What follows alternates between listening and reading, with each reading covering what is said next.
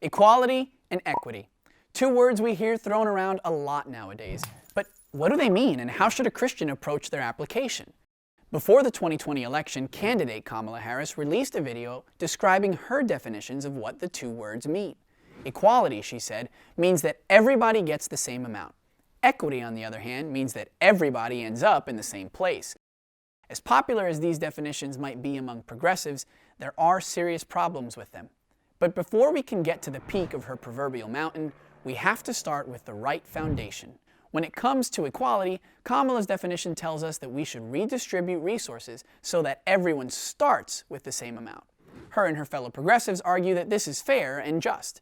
However, Scripture teaches us in places like James chapter 2 verses 8 and 9 or Acts chapter 10 verses 34 through 35 that it is sinful to show partiality towards others and that God judges according to our individual actions.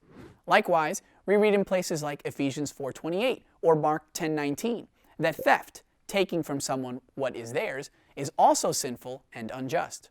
Therefore, attempting to redistribute resources so that everyone starts with the same amount is not noble, but sinful.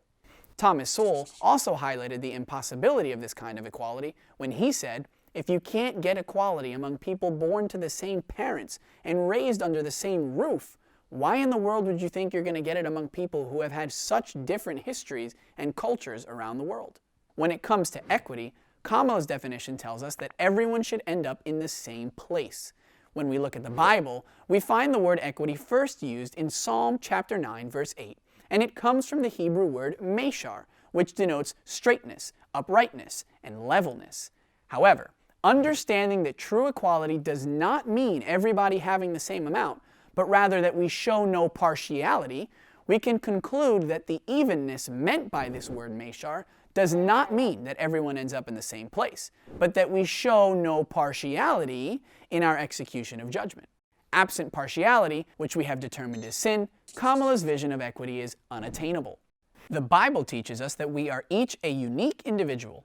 Psalm 139 verses 13 through 16 tell us that God formed us as though knitting us together in our mother's womb.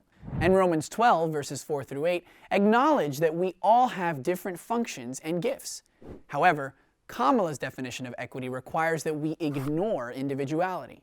Rather than recognizing that elements like our individual effort, our individual decisions, or our own personal desires factor into outcomes, her ideal world is one where we eliminate individuality and replace it with sameness, which can only be attempted through unjust uses of force. But even then is an impossible goal to achieve. No amount of force or coercion can make any two people operate with identical sameness. The Bible talks about both equity and equality. Both have a righteous and just use in our personal lives and in government, but neither are consistent with Kamala's definition of the terms. Understanding that Scripture condemns partiality in our judgment and theft as sin, and recognizes that we are each individuals with varying interests, gifts, and abilities, we can conclude that the Bible's definitions of equality and equity do not mean sameness or equal outcome. Instead, as Pastor Darrell Harrison puts it, true biblical equality means that each person and situation is judged with equity, impartially. As Christians, it can be difficult to recognize when our secular culture has perverted biblical definitions, but we should always remember to go back to the Scriptures as the standard for how we define our terms.